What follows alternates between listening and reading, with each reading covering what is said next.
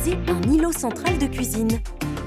Vous avez choisi d'installer un îlot en cuisine et vous allez adorer. Un îlot, c'est un espace pratique et convivial à la fois qui structure tout l'espace de la pièce avec style.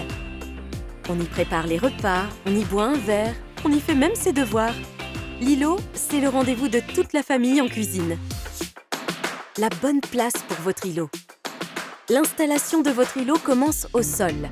Tracez l'emplacement de votre îlot pour vous assurer que vous disposerez d'un espace suffisant et confortable pour circuler tout autour. Après avoir tracé le contour extérieur de votre îlot, tracez également la zone intérieure de votre îlot.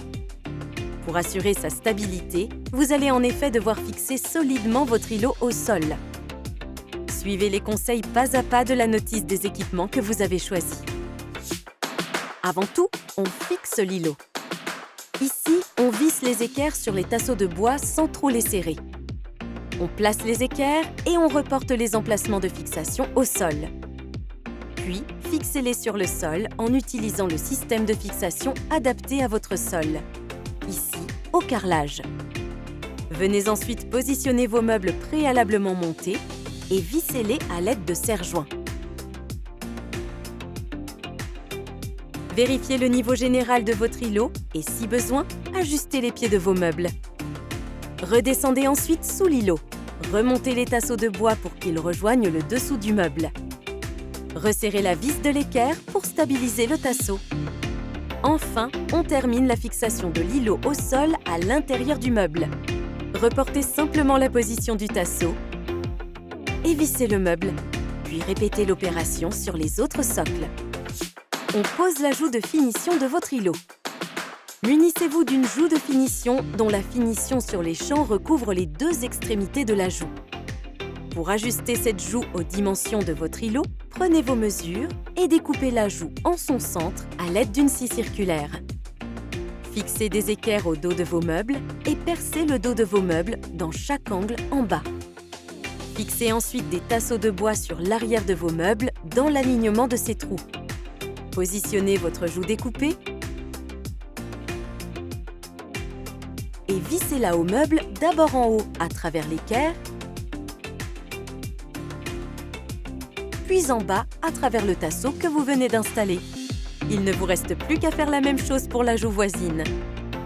Fixez maintenant les joues latérales que vous avez prévues. Pour finaliser l'habillage de votre îlot, installez vos plinthes. Rendez-vous dans la vidéo « Comment poser des plinthes de cuisine » pour retrouver tous les conseils pour l'installer. Le petit plus qui change tout. Si vous avez prévu une étagère métallique pour compléter votre îlot, c'est le moment de la positionner et de la fixer à vos meubles.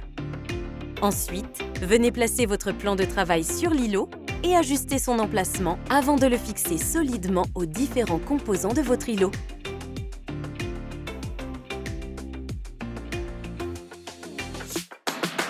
On adapte l'îlot à ses besoins. C'est la magie de l'îlot en cuisine. Vous pouvez l'ajuster à vos besoins, à vous et rien qu'à vous. Ici, on maximise la capacité de rangement de l'îlot en ajoutant un meuble supplémentaire. Pour installer un meuble dos à un meuble existant, commencez par retirer les équerres de votre meuble. Mettez en place les platines, puis joignez, ajustez et fixez vos deux meubles ensemble.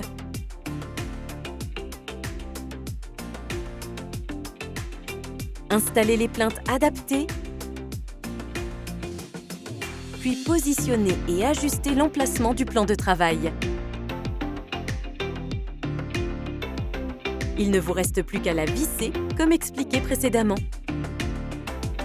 Bravo! Vous venez de créer un îlot unique qui structure votre cuisine et répond parfaitement à vos besoins de place pour cuisiner et d'espace pour ranger. Place au bon moment en cuisine.